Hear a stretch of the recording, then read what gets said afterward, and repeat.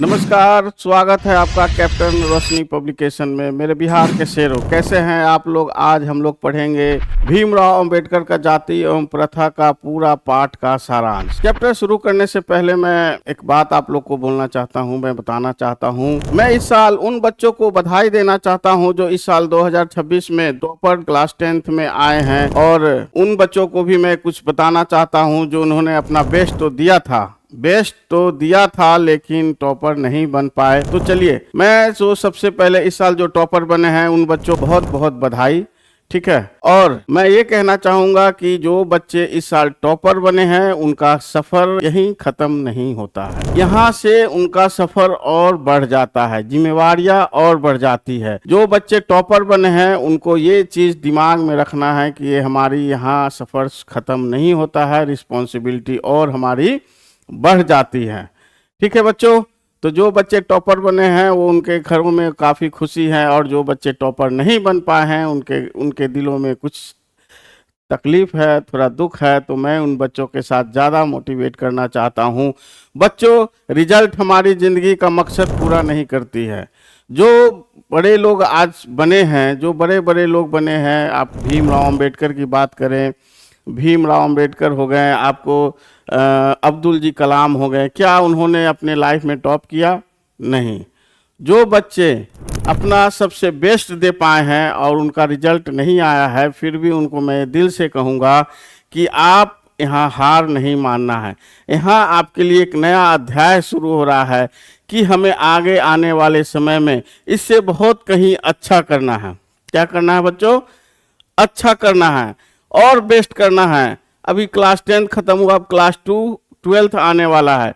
यहाँ आपको 1-2 साल कंटिन्यूअसली पढ़ाई में लग जाना है और दिखा देना है कि मुझसे भी बेहतर कोई नहीं कर सकता है। बस ये दिमाग में गोल बैठा के रखना है कि मैं ही टॉप बन सकता हूँ तो टॉप बन सकता हूँ, लेकिन ये ध्यान रखना कि सिर्फ गोल सेट नहीं करना है, सिर्फ गोल नहीं सेट करके रखना है, उसके लिए हमेशा प्रयासरत रहना है और सीरियसली पढ़ाई करना है और सिस्टम से पढ़ाई करना है, ताकि आप भी जो आज बच्चे टॉप बने हैं उनके घरों में खुशी है, आगे आने वाले समय में आपके घरों में भी खुशी हो। तो चलिए बच्चों, ये बात हमेशा याद रखना, और हमेशा आगे आने वाले पार्ट में भी मैं आपको ऐसे ही मोटिवेट करता रहूँगा, ताकि आने वाले समय में आप अच्छे से चीज़ों को करें। और 2027 के बैच के बच्चों को मैं यह सुझाव देना चाहूँगा कि बच्चों, आपके लिए भी यह बेस्ट अपॉर्चुनिटी है कि आप अपना एक साल अच्छे से पढ़ाई करें और अच्छे से अपने सब्जेक्ट को कवर करें और निरंतर रिवीजन करते रहें, ताकि आने वाले आगामी एग्जाम 2027 में आप भी टॉप बन सके। ठीक है बच्चों, तो चलिए शुरुआत करता है। सबसे पहले धर्म विभाजन और जाति प्रथा के बारे में सबसे पहले हमने लेखक परिचय आपको बताया था, पूरा सिलेबस कवर कराया था। भीमराव अंबेडकर जी का लेखक परिचय के बाद हम आ रहे हैं पाठ का सारांश। बच्चों, हमारा कैप्टन रोशनी पब्लिकेशन से ही पूरा बुक आपको पाठ का सारांश कराएंगे, ताकि आपको हम बता सकें कि हमारी प्रकाशन जो है कैप्टन रोशनी पब्लिकेशन किस तरह मैटर तैयार करके बच्चों को देती है, और उनका सब्जेक्ट को है जो सब्जेक्ट को बढ़िया से तैयारी करने के लिए करती है। ठीक है, तो सबसे पहले ये हमारा जो है फर्स्ट बुक का चैप्टर है भीमराव अंबेडकर। ठीक है, तो हमने पहले भी आपको पहला वीडियो में ही आपको लेखक परिचय के बारे में डिटेल रूप से बताया था और ट्रिक के बारे में भी बताया था। ठीक है, तो यहाँ पे ज़्यादा समय नहीं लेंगे बच्चों। आपने जो हमारा पहला वीडियो नहीं देखा है, जो लेखक जीवन परिचय, डिस्क्रिप्शन लिंक में जाके आप देख सकते हैं। ठीक है, वहाँ मैंने बाबा भीमराव अंबेडकर का जन्म के बारे में ट्रिक्स भी बताया है। ठीक है, तो ये हमारा बुक्स का पूरा सारांश है, जहाँ आप देखेंगे एग्जाम में क्या क्या पूछा जाता है, जिसपे हमने पूरा कवर किया है स्टेप बाय स्टेप, ताकि आपको जो है सिर्फ यही पढ़ के आपको भीमराव अंबेडकर से 5-6 मार्क्स का आपको कंफर्म हो जाएगा। ठीक है, तो ये देखिए, सबसे पहले जीवन परिचय। डॉक्टर भीमराव अंबेडकर का जन्म 14 अप्रैल 1891 ईस्वी मध्य प्रदेश के महू में एक दलित परिवार में हुआ था। ये पूरा आप लेखक परिचय और पाठ परिचय ही अगर ढंग से पढ़ते हैं तो 50 जो इसमें हम आगे आने वाले ऑब्जेक्टिव क्वेश्चन कराएंगे, हमारे ऑब्जेक्टिव क्वेश्चन इसमें 50 क्वेश्चन होंगे जो आपके इतने ही से पढ़ने और पाठ के सारांश पढ़ने से पूरा आपको पता चल जाएगा। ठीक है बच्चों, तो देखिए जन्म परिचय आपने समझ लिया। मैंने पिछले वीडियो में बताया है कि कैसे इसको याद करना है। अब आते हैं शिक्षा की बारी। डॉक्टर भीमराव अंबेडकर की प्राथमिक शिक्षा बड़ौदा नरेश के प्रोत्साहन पर उच्चतर शिक्षा के लिए न्यूयॉर्क अमेरिका चले गए। इसके बारे में भी मैंने डिटेल पूरा अपने पिछले वीडियो में बताया है। ठीक है, आप वहां जाके देख सकते हैं। बाबा साहेब ने संस्कृत का धार्मिक, पुरानी और वैदिक वांग्मय अनुवाद के जरिए पढ़ा और ऐतिहासिक समाज के क्षेत्र में अनेक मौलिक स्थापनाएं प्रस्तुत की। तो बच्चों जन्म परिचय के बाद शिक्षा है। देखिए प्रारंभिक शिक्षा मैंने पूरे डिटेल में आपको बताया था कि कैसे कैसे कब हुआ, कब कहाँ हुआ, आप वहां जाके देख सकते हैं। ठीक है, बड़ौदा नरेश। ठीक है, अब उस शिक्षा के लिए वो जाते हैं जहां से उन्होंने एमए किया, पीएचडी किया और डीएससी किया, डॉक्टर ऑफ साइंस। ठीक है, वांग्मय अनुवाद के जरिए पढ़ा। लास्ट में उन्होंने अपना पूरा धर्म बौद्धिज्म के तरफ उन्होंने अपना पूरा समय ले लिया। ठीक है, अब आता है उनका मृत्यु। मैंने ये भी पिछले वीडियो में बताया था कि कैसे उनका जो है मृत्यु हुआ और किस दिन को हुआ। 6 दिसंबर 1956 में इसमें दिल्ली बाबा साहेब राव की मृत्यु हो गई। ये पूरा मैंने ट्रिक के माध्यम से आपको पिछला वीडियो में दिया है, आप जाके देख सकते हैं। ठीक है, अब बात आती है, ये दो चीज हो गया और एग्जाम टाइम में ऑब्जेक्टिव में बहुत से पूछे जाते हैं। जन्मदिन ये पूछे जाता है, ये बड़ौदा नरेश हमेशा पूछा जाता है कि किनके कहने पे किनके प्रोत्साहन पे वो अमेरिका गए। तो किनके प्रोत्साहन पे गए? बड़ौदा नरेश। ठीक है, सागजी गाडवा। ठीक है, बड़ौदा नरेश के प्रोत्साहन पे वो उच्च शिक्षा के लिए अमेरिका गए। ठीक है, अब आता है साहित्यिक रचना। तो 3 साहित्यिक रचना उनका मुख्य है, लेकिन पहला देखिए इनका सारे साहित्यिक रचना इसमें हम आपको डिटेल में दे रहे हैं ताकि कोई भी क्वेश्चन आपका एग्जाम में छूटे नहीं। ठीक है, बाबा साहेब ने अनेक पुस्तकों की रचना की। ठीक है, अच्छी बात है। उनकी प्रमुख रचनाएं एवं भाषण निम्नलिखित है। तो ये जो पूरा पाठ हम लोग पढ़ने जा रहे हैं उसमें उनका पूरा रचना दे रहे हैं। The caste in India, their mechanism, genesis and development, the untouchables, who are the Shudras, Buddhism and communism, Buddha and his Dhamma, Thomas and Livingstone, the rise and fall of the women, annihilation of caste आदि। भारत सरकार के कल्याण मंत्रालय से हिंदी में उनका संपूर्ण वांग्मय बाबा साहब अम्बेडकर संपूर्ण वांग्मय नाम से 21 खंडों में प्रकाशित हुआ। ठीक बच्चों, लास्ट समय में उन्होंने अपना बौद्धिक धर्म अपना के और उनके ऊपर भी बहुत सारी पुस्तकें लिखी है जो कि भारत सरकार के कल्याण मंत्रालय से वो प्रकाशित भी हो चुकी है। ठीक है, 21 खंडों में। ये भी बहुत इंपॉर्टेंट है। जो बच्चे अगर कॉपी कलम लेके बैठे हैं, मैं जैसे जैसे बताता हूँ वैसे आप नोट्स बना लें, 1 लाइनर नोट्स ही बनाएं ताकि आपको रिवीजन करने में परेशानी ना हो। ठीक है, और बाकी जो बच्चों का छूट जाता है, नहीं समझ में आता है, तो ये मैं पूरा अपना पीडीएफ जो है मैं आगे बताऊंगा कि कैसे आपको मिलेगा। ठीक है, तो सबसे पहले जन्म परिचय आपको लिख लेना है। शिक्षा में बड़ौदा नरेश के लिख लेना है। ठीक है, वो कहाँ गए? अमेरिका और लंदन। ये भी पूछा जाता है कहाँ गए, क्वेश्चन में आपको दे दिया जाएगा ऑप्शन, ये भी पूछ दिया जाएगा। ठीक है, और ये भी पूछा जाएगा संस्कृत का धार्मिक, पुराना, वैदिक वांग्मय अनुवाद, ये भी 1 लाइनर। ठीक है, मृत्यु हो गया 6 दिसंबर 1956। ये तो सबसे मोस्ट है, पिछले वीडियो में बताया कि एग्जाम में इस साल पूछ दिया गया था। ठीक है, अब ये इनका जो है रचनाएं हो गया, द कास्ट इन इंडिया, ये सब याद करना है, ये पूछा जाता है, लेकिन मेन पूछा जाता है एनिहिलेशन ऑफ कास्ट। ये पूरा चैप्टर बेस है, इन्हीं पे मैं आगे बताता हूँ आपको। ठीक है, the caste in India, their mechanism. ठीक है, ये सब जो है आपका इम्पोर्टेंट जितना भी मैं रचनाएं हैं उनका मैंने इस पार्ट में दिया है। यही सब पूरा ये पार्ट से आता है। ठीक है बच्चों, अब इनका साहित्यिक विशेषताएं बताते हैं। बाबा साहेब सही मायनों में, ठीक है, ऐतिहासिक, मीमांसिक, विधिवेता, अर्थशास्त्री, समाजशास्त्री, शिक्षाविद और बौद्धिक धर्म को अपनाया। उन्होंने बहुत सारी चीजें जो है अपने समय समय पे अपडेट करते रहे। सबसे बड़ा धर्म दर्शन पे व्याख्यात बनकर भी उभरे। कुछ समय उन्होंने स्वदेश में वकालत भी की। ठीक है, अंबेडकर जी ने समाज में राजनीति और अधिक सक्रिय भूमिका निभाते हुए अछूतों, स्त्री और मजदूरों के लिए मानविक अधिकार एवं सम्मान दिलाने के लिए अथक संघर्ष किया। अगर वो नहीं रहते अगर वो ये काम नहीं करते तो जो हमारा समाज पिछड़ा चला आ रहा था, आज भी जाति भेदभाव, समाज अछूत, सब ये हमारे हिसाब से कायम रहता। उन्हीं की बदौलत हमारा जो है आज ये सब चीज़ों से छुटकारा मिल चुका है। अब बच्चों एक पॉइंट्स और नोट कीजिए, आप अगर कॉपी कलम लिए हैं तो उनके जो 3 जो थे चिंतन और रचनात्मक के प्रमुख प्रेरणा स्रोत रहे बुद्ध। पहला, यह बराबर एग्जाम में ये क्वेश्चन पूछ दिया जाता है, ठीक है। बुद्ध हो गया, कबीर हो गया और ज्योतिबाई फुले हो गया। इस तरह से एग्जाम में जब मैं ऑब्जेक्टिव आपको कराऊंगा तो यह मैं आपको दिखाऊंगा कि कैसे पूछ दिया जाता है कि उनके 3 प्रेरक व्यक्ति कौन थे जिन्होंने उनको जिंदगी में उनसे से प्रेरणा स्रोत रहे, ठीक है। बुद्ध, कबीर और ज्योतिबा फुले, ठीक है। ध्यान से आप ये चीज़ सब अपने कॉपी पे नोट करते चलें ताकि आपको रिवीजन करते रहेंगे और कोई भी ऑब्जेक्टिव क्वेश्चन पूछ दिया जाता है एग्जाम में तो आपके कोई भी परेशानी ना हो, ठीक है। अब पूरा जो है ये चीज़ हमने आपको दिखा दिया, बता दिया, और माता पिता का जन्म ये सब पिछला वीडियो में मैं लेखक परिचय में पूरा विस्तृत रूप से बताया हूँ, वहाँ आप बच्चों देख सकते हैं। समझ में आ रहा है बच्चों? इतना चीज़ समझ में आया? आगे बढ़े बच्चों, ठीक है। चलिए अब आते हैं पूरा पाठ परिचय, ठीक है। ये श्रम विभाजन और जाति प्रथा आखिर क्या है, कहाँ से आया, कैसे, तो देखिए पाठ परिचय पूरा इतना ही मैं आपको पाठ परिचय में पूरा चीज समझा देता हूँ, ठीक है। प्रस्तुत पाठ श्रम विभाजन और जाति प्रथा, बाबा साहेब के विख्यात भाषण एलिनेशन ऑफ कास्ट।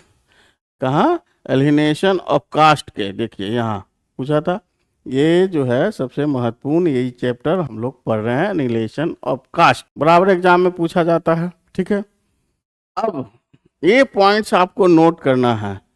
ललई सिंह यादव द्वारा हिंदी रूपांतरण, उन्होंने ये भाषण इंग्लिश में दिया था। किस में दिया था बच्चों?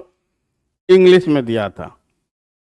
अब बहुत सारे चीज़ों को जो है इंग्लिश में हम लोग जानते हैं लेकिन उसको पढ़ नहीं पाते, समझ नहीं पाते, तो ललन सिंह, कौन सिंह? ललन सिंह। एग्जाम में बहुत इंपॉर्टेंट पॉइंट्स है कि एलिनेशन ऑफ कास्ट के हिंदी अनुवादकर्ता कौन है? ललन सिंह, हमारे मोकामा के विधायक ललन सिंह, वो ललन सिंह नहीं यादव द्वारा किए गए हिंदी रूपांतरण और जाति भेद का अनुच्छेद से संकलित है, ठीक है। उनके नाम पे अगर याद करते हैं तो ये चीज आपको ललई सिंह यादव, वो, ठीक है, ललई सिंह यादव द्वारा किए गए हिंदी रूपांतरण एलिनेशन ऑफ कास्ट के, न कि ललन सिंह, ठीक है। ये चीज ध्यान रखना है एग्जाम व्यू पॉइंट से, ताकि आपको एग्जाम में पूछ दिया जाता है शॉर्ट ट्रिक्स के माध्यम से, ठीक है। बाबा साहब द्वारा यह भाषण जाति पाति तोरक मंडल द्वारा आयोजित किया गया था। कहाँ किया गया था बच्चों? लाहौर में, यानी कि पाकिस्तान में है लाहौर आप आज के डेट में, ठीक है, 1936 में, ठीक है। उस समय बंटवारा हिंदुस्तान का नहीं हुआ था, ठीक है। वार्षिक सम्मेलन के अध्यक्षीय भाषण के रूप में तैयार किया गया था, लेकिन इस क्रांतिकारी दृष्टि से आयोजक की पूर्णतः सम्मति न होने के कारण, ठीक है, ये सम्मेलन स्थगित कर दिया गया और जातिवाद के आधार पर जाने वाले असमतम तार्किक विरोध किया गया। इस समय वो जो भाषण होने वाला था इसमें बहुत ही विरोधाभास था, बहुत से लोगों ने इसको सहमति नहीं दिया, जिसके कारण ये बीच में ही स्थगित कर दिया गया। अब ये भाषण देखिए लिखा गया था तो इसका हिंदी रूपांतरण ललन सिंह जी जो है ना, ललन सिंह यादव ने इसको हिंदी रूपांतरण कर दिया ताकि लोग इसको समझ सकें। प्रस्तुत पाठक में लेखक ने जातिवाद के आधार पर की जाने वाली असमता तार्किक विरोध किया। जाति प्रथा के विषमता पूर्वक सामाजिक आधारों, रूढ़ पूर्वाग्रहों और लोकतंत्र की उसकी आस्था कर प्रकृति पर भी यह संवाद विभेदन के दृष्टिकोण से उजागर हुआ। भारतीय लोकतंत्र के युवा भावी नागरिक के लिए आलेख अत्यंत शिक्षाप्रद है, ठीक है बच्चों, समझ में आ रहा है आपको? ये पूरा इस तरह से हमने अपना पूरा कैप्टन रोशनी पब्लिकेशन गोधली में पूरा ये चीज दिया है। इतना आप पढ़ लोगे तो ये कोई भी ऑब्जेक्टिव आपका छूटने वाला नहीं है। समझ गए बच्चों? चलिए आगे बढ़ते हैं। अब ये पूरा पाठ आ गया श्रम विभाजन और जाति प्रथा। ठीक है बच्चों, तो श्रम विभाजन का मतलब सबसे पहले हम लोग जान लेते हैं। ठीक है, श्रम विभाजन क्या होता है? श्रम विभाजन क्या होता है? श्रम विभाजन होता है काम का बंटवारा, काम का बंटवारा। ठीक है, उस समय क्या था ना, जब भी उस समय पिछला समय जो भीमराव अंबेडकर के समय में जाति के हिसाब से, किसके हिसाब से? जाति के हिसाब से काम का बंटवारा होता था। ठीक है, अगर कोई आदमी मोची है, सपोज कर लो मोची है, तो आगे आने वाला पीढ़ी मोची का ही काम करेगा कि ना उनका बेटा डॉक्टर बनेगा, इंजीनियर बनेगा, ना किसान बनेगा। ये था उस समय का भेदभाव। यही सबसे छुटकारा पाने के लिए भीमराव अंबेडकर जी ने बहुत सारा जो है काम हिंदुस्तान के लिए किया और इस चीज़ों से लोगों को छुटकारा दिलाया। तो आप समझ में आ गया सबसे पहले पाठ का सारांश, श्रम विभाजन, इसमें काम का बंटवारा अपने हिसाब से होता है। ठीक है, अब ये पाठ में ये दिखाता है कि बच्चों आज भी विडंबना यह है कि आधुनिक युग में भी जातिवाद की पोषकों की कमी नहीं है। क्या नहीं है? यानी कि आधुनिक युग में भी इस तरह के दिखने को मिल जाता है। आप भी देखते होंगे, हम भी देखते हैं, कुछ न कुछ अंश अभी भी भारतवर्ष में रह गया है, भारत देश में। श्रम विभाजन को आवश्यक आधुनिक सभ्य समाज कार्य कुशलता के लिए श्रम विभाजन को आवश्यक मानता है, क्योंकि जाति प्रथा भी श्रम विभाजन का दूसरा ही रूप है। इसलिए कोई बुराई नहीं है कि तर्क में संबंधी पहली बात हो या पत्र। जाति प्रथा श्रम विभाजन के साथ श्रमिक विभाजन का भी रूप लिए हुए है। ठीक है, श्रम विभाजन जो है निश्चय ही सभ्य समाज की आवश्यकता है। ठीक है, काम का बंटवारा निश्चय ही सभ्य समाज के लिए जरूरी है। क्या लेकिन जरूरी है तो क्या ये जाति प्रथा पे जरूरी है? किसी भी सभ्य समाज के श्रम विभाजन की व्यवस्था श्रमिकों के विभिन्न वर्गों के स्वाभाविक विभाजन नहीं करती। जाति प्रथा की यह विशेषता यह है कि श्रमिक अस्वाभाविक विभाजन ही नहीं करती, बल्कि विभाजित वर्गों को एक दूसरे के उपेक्षा ऊंच नीच भी करार देती है।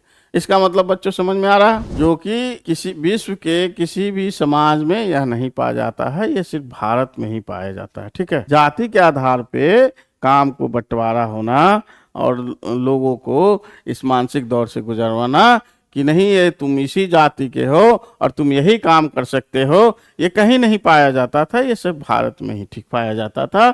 इसको तोड़ने का काम डॉक्टर भीमराव अंबेडकर जी ने ही किया।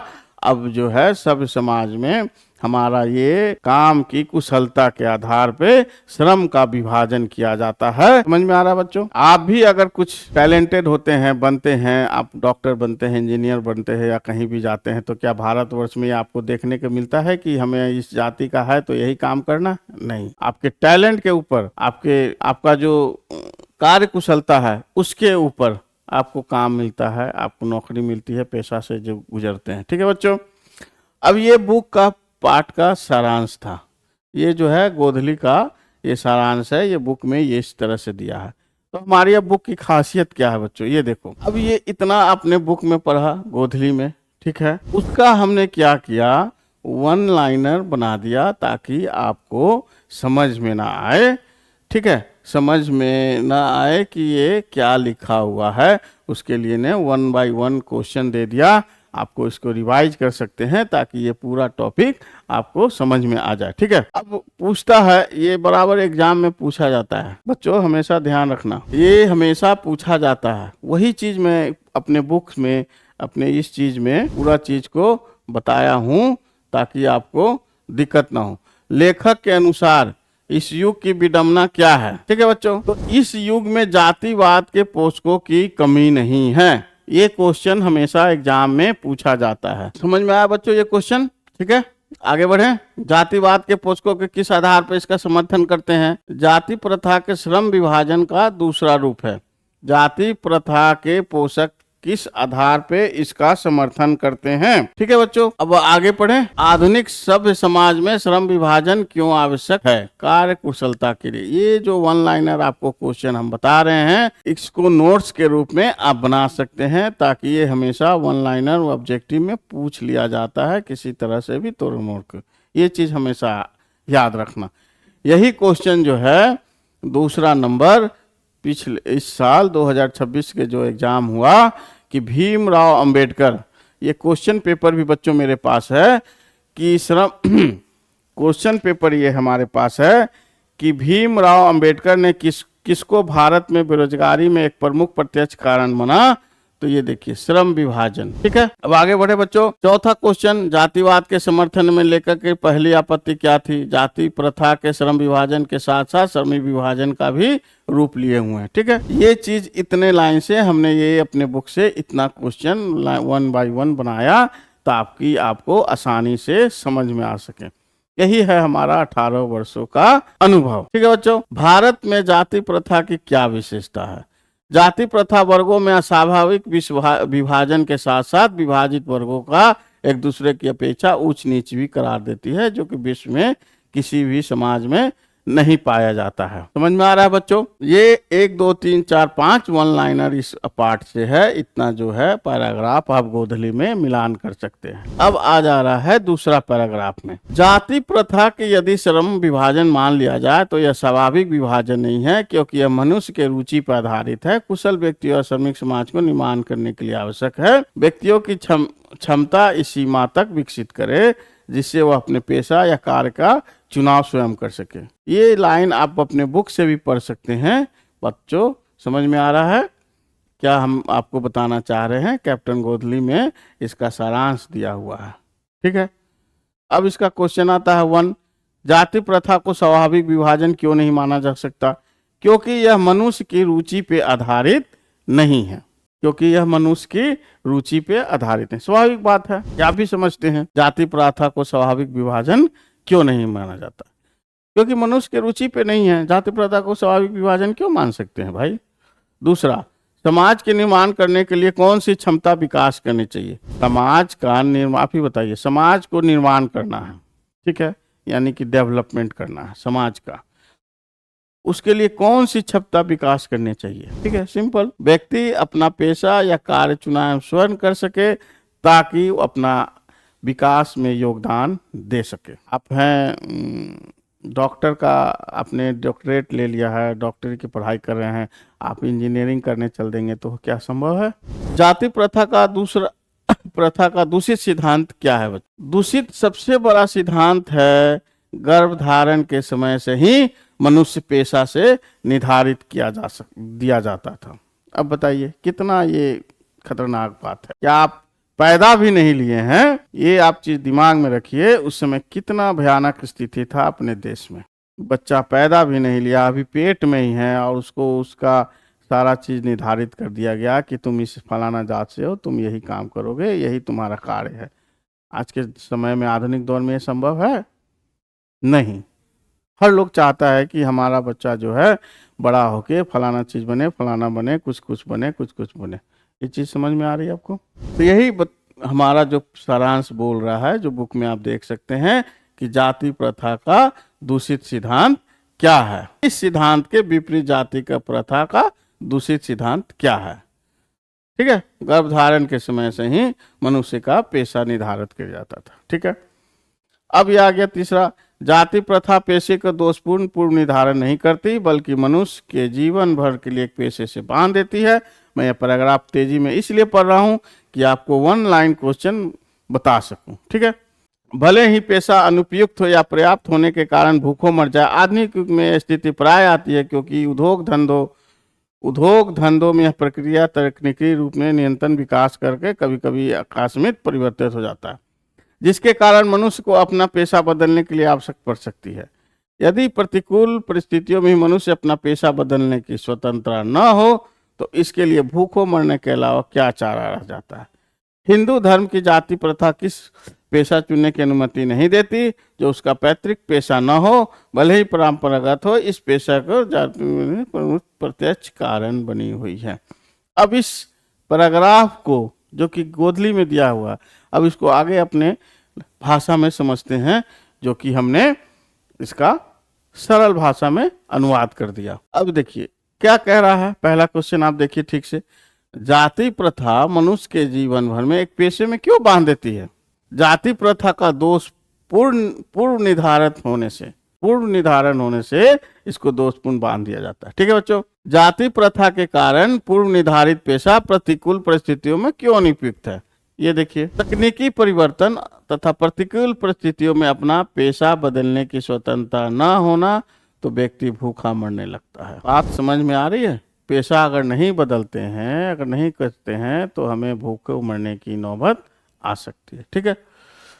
तीसरा, हिंदू धर्म की जाति प्रथा पेशा चुनने में किस प्रकार की अपनी भूमिका निभाती है? व्यक्ति को ऐसा पेशा चुनने की अनुमति नहीं देता था जो उसका पैतृक पेशा न हो, भले ही उसमें पारंगत न हो। आपको बढ़ई का काम लगा दिया जाता है, बढ़ई का काम आपको आता नहीं है, तो क्या ये उचित है? आप बना पाएंगे? बेरोजगारी का एक प्रमुख प्रत्यक्ष कारण क्या है? जाति प्रथा। यही क्वेश्चन आपको इस बार बोर्ड एग्जाम में आया था। ठीक है बच्चों, ध्यान से याद कीजिएगा। तो ये बीच बीच के पाठ के किसी भी चीज से आपको पूछ दिया जाता है, इसीलिए हमने अपने बुक को वन लाइनर क्वेश्चन में दिया ताकि आपको 1 पॉइंट बाय पॉइंट आपको याद हो जाए और समझ में आ जाए बच्चों। ठीक है, समझ में आ रहा है बच्चों? अब देखिए, अब दूसरा लाइन हमारे पास है। इस प्रकार को हम देखते हैं कि श्रम विभाजन के दृष्टि से भी जाति प्रथा तक गंभीर दोषों से युक्त है। जाति प्रथा का श्रम विभाजन मनुष्य की स्वेच्छा पर ही निर्भर नहीं रहता। मनुष्य की व्यक्तिगत भावना, व्यक्तिगत रुचि का इसमें कोई स्थान महत्व नहीं रहता। ये लाइन आप पूरा पढ़ लें बच्चों, ताकि आपको मैं एक्सप्लेनेशन यहाँ दे सकूं। ये क्वेश्चन में क्या दिया जा रहा है, इस लाइन में क्या पूछा जा रहा है? जाति प्रथा का श्रम विभाजन मनुष्य की स्वेच्छा पर निर्भर क्यों नहीं माना जाता? जाति प्रथा का श्रम विभाजन मनुष्य की स्वेच्छा पे क्यों नहीं निर्भर क्यों नहीं माना? क्योंकि बच्चों ये हम लोग जानते हैं कि हमारी इच्छा है कुछ और करने की और कुछ और कर रहे हैं। बात समझ में आ रही? ये चीज है इस लाइन में। ठीक है, मनुष्य की व्यक्तिगत भावना तथा व्यक्तिगत रुचि में इसका कोई स्थान अथवा महत्व नहीं होता। ठीक है, अब बताइए, लेखक के अनुसार गरीबी और उत्पीड़न से बड़ी समस्या क्या है?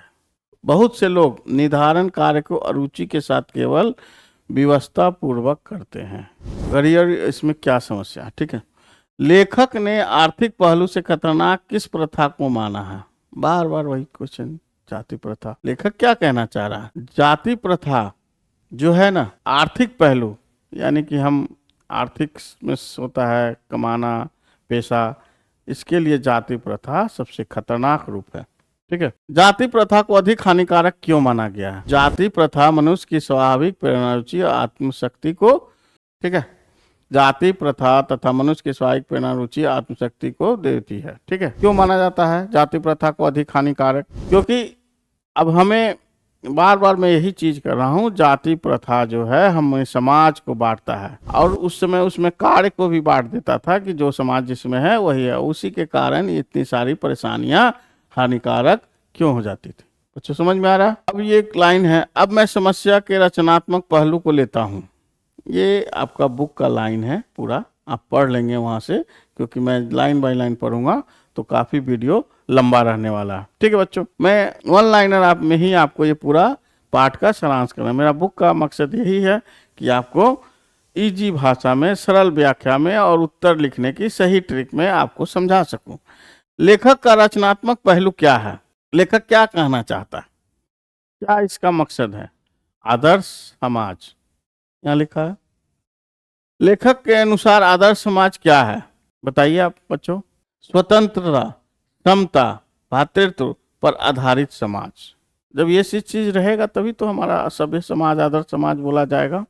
स्वतंत्रता रहेगी कोई भी काम करने की, समता एक समान रहेगा, प्रेमचारा, भाईचारा सब चीज रहेगा। ठीक है, आदर्श समाज में किस प्रकार की गतिशीलता होनी चाहिए? आदर्श समाज में इतनी गतिशीलता होनी चाहिए जिसमें कोई भी वांछित परिवर्तन समाज के लिए एक छोर से दूसरे छोर तक संचारित हो सके। ठीक है बच्चों, समझ में आ रहा है आपको?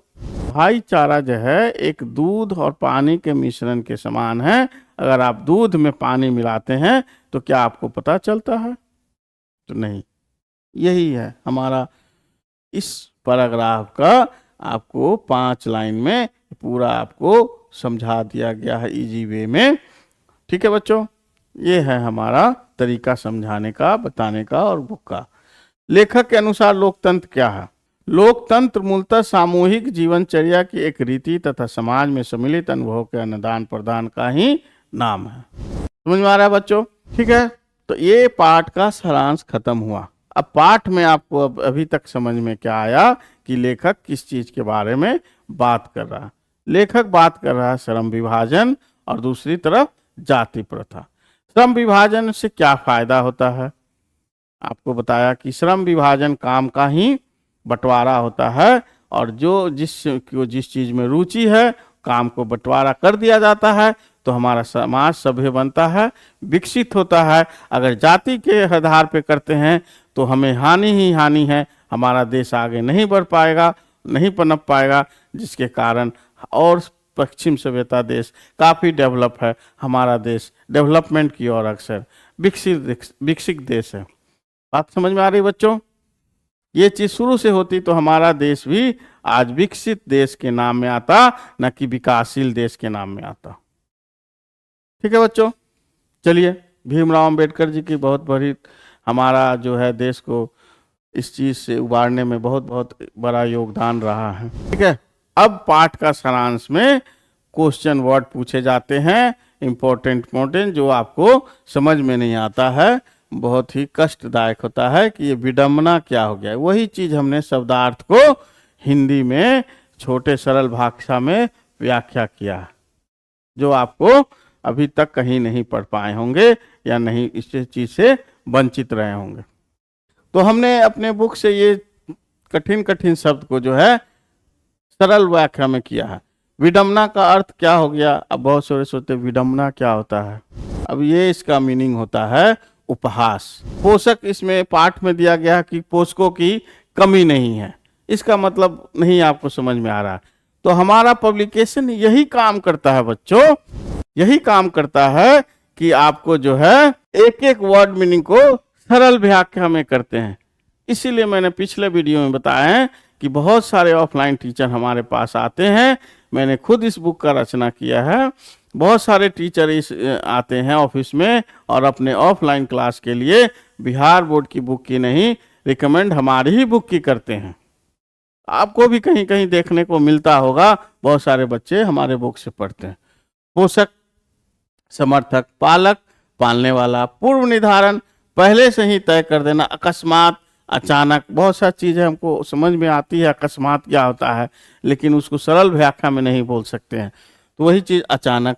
प्रतिक्रिया, किसी काम के होने का ढंग या रीति। प्रतिकूल, ये हमें समझ में आ रहा है। ये आपका क्वेश्चन जो है कभी कभी बोर्ड एग्जाम में शब्दार्थ में भी पूछ दिया जाता है।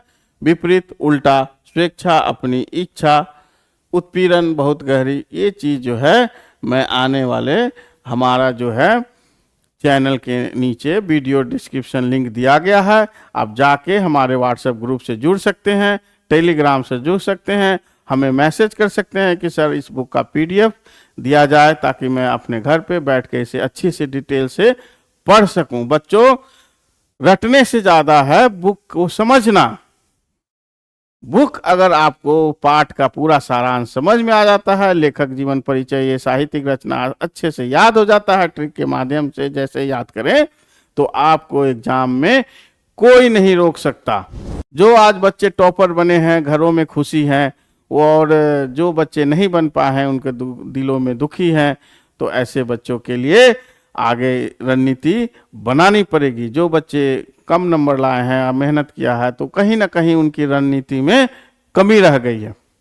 ठीक है बच्चों, तो पूरा अभ्यास हमारा बुक का है, जो आपको गोधली बुक में क्वेश्चन आंसर है, वो सारा हमने उसका उत्तर भी दिया है।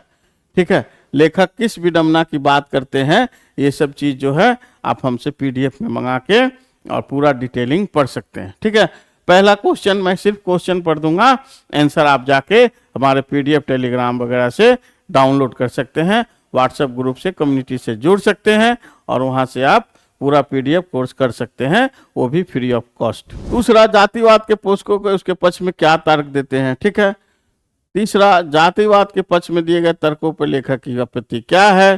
चौथा क्वेश्चन, जाति भारतीय समाज में श्रम विभाजन का स्वाभाविक रूप में क्यों नहीं कही जा सकती है। अब प्रश्न 5, जाति प्रथा के भारत में रोजगार के प्रमुख और प्रत्यक्ष कारण कैसे बनी हुई है। छठा क्वेश्चन है बुक का, लेखक के आज के उद्योगों में गरीबी और उत्पीड़न से बड़ी समस्या किसे मानते हैं। सातवां क्वेश्चन, लेखक ने पाठ में किन पहलुओं से जाति प्रथा हानिकारक प्रथा में रूप में दिखलाया है। सच्चे लोकतंत्र की स्थापना लेखक ने किन विशेषताओं आवश्यक माना है। मैंने बहुत ही सरल भाषा में सभी क्वेश्चनों का आंसर दिया हुआ, आप वहां से पढ़ सकते हैं, समझ सकते हैं। अब आगे पढ़े बच्चों, आपको ये चीज समझ में आ रहा हो तो मेरा वीडियो को जरूर अपने दोस्तों के साथ शेयर करें ताकि उन्हें भी ये चीज समझ में आए और अच्छे कंटेंट्स पढ़ने को उन्हें मिले। कहीं भी कुछ ज्यादा लंबा चौड़ा इसमें करना नहीं पड़ता है बच्चों, बुक को सही तरीके से पढ़ना ही हमारी सक्सेस है। अब भाषा की बात देखिए, अब बुक जब खोलते होंगे, बहुत सारे बच्चों के हाथ में बुक हो तो देख सकते हैं, मिलान कर सकते हैं, उसमें ये क्वेश्चन है और वहीं से ये सारा चीज जो है व्याकरण पोर्शन, हमारे ग्रामर पोर्शन जो एग्जाम में पूछे जाते हैं उसका भी हमने अनुवाद किया है। और शुरू से ही आप प्रैक्टिस करते चलेंगे तो आपको कहीं कोई परेशानी नहीं आने वाली है। एग्जाम टाइम में कोई पैनिक होने की जरूरत नहीं है। बहुत सारे बच्चे एग्जाम टाइम में पैनिक हो जाते हैं, बहुत सारे ओल झोल में पड़ जाते हैं, ये सब करने की कोई जरूरत नहीं। शुरू से अपना माइंड सेट कीजिए ना, कोई दिक्कत नहीं है। अब इसमें जो है मैं बता देता हूं, पाठ से संयुक्त सरल मिश्र एवं मिश्र वाक्य चुने। तो ये कैसे चुनते हैं, ठीक है, पाठ से संयुक्त सरल एवं मिश्र वाक्य। जब मैं ग्रामर पोर्शन पढ़ाऊंगा तो उसको पूरा डिटेलिंग बताऊंगा आपको कि सरल संयुक्त वाक्य किसे कहते हैं, सरल मिश्र। फिर भी मैं हल्की सी हिंट देता हूं, सरल वाक्य माने होता है वन लाइनर, एक बात कही। मिश्र माने 2 लाइन को हम जोड़ सकते हैं, ठीक है। तीसरा, पाठ से संयुक्त यानी कि मिश्र वाक्य, संयुक्त वाक्य, ठीक है, मिश्रित वाक्य हो गया। तो देखिए, जाति प्रथा को यदि श्रम विभाजन मान लिया जाए तो यह स्वाभाविक नहीं है, तो ये एकदम सरल वाक्य है, साफ साफ यहाँ लिखा हुआ। ये सब प्रैक्टिस करने की चीज है, जरूरी नहीं है यही क्वेश्चन आएगा आपके बोर्ड एग्जाम में। सरल वाक्य माने 1 लाइनर हो गया। संयुक्त में देखिए, यह विडंबना की बात है, जातिवाद के पोषकों की नहीं कमी है। संयुक्त वाक्य में 2 लाइनें इसमें आपस में जुड़ रही है, 1 लाइन और 1 लाइन, 2 लाइन। अब मिश्र वाक्य हो गया, समर्थन का यह आधार है, कहा जाता है कि आधुनिक समस्या कुशलता समय आवश्यक मानता, चूंकि जाति प्रथा श्रम विभाजन है दूसरा, इसलिए इसमें कोई बुराई नहीं। ये हो गया मिश्र। लाइन बाय देखने से ही आपको अनुभव हो जाएगा जब शुरू से ही प्रैक्टिस करेंगे।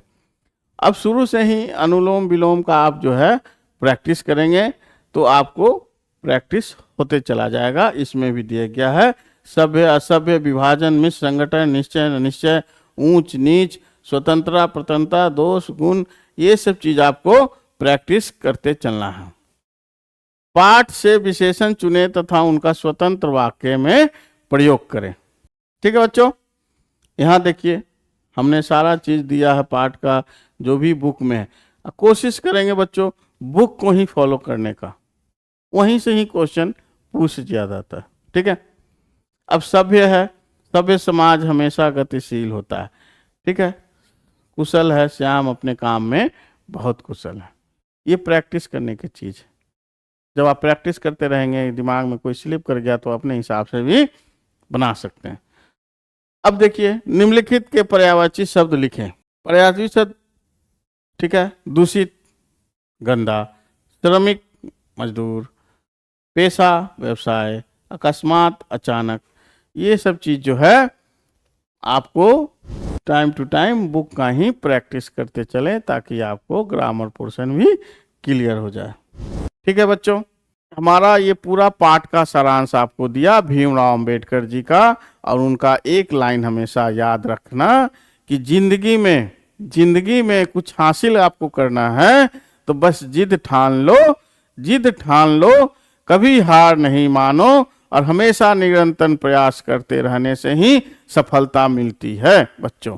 तो चलिए, हमारा कैप्टन रोशनी पब्लिकेशन, ठीक है, आपको क्या क्या प्रोवाइड कराएगी, ठीक है, देख लीजिए। हमारा जो है टेलीग्राम चैनल है, ठीक है, रोशनी पब्लिकेशन व्हाट्सएप ग्रुप है, आप ये दोनों पे जुड़ सकते हैं और यहाँ से PDF जो है, जो भी हमने पढ़ाया पाठ का, वहाँ से डाउनलोड कर सकते हैं, हमें इस पे मैसेज कर सकते हैं। ठीक है, हमारा YouTube चैनल है, आपका ईमेल, इंस्टाग्राम, फेसबुक है, हम इसमें बता रहे हैं क्या क्या प्रोवाइड कराते हैं।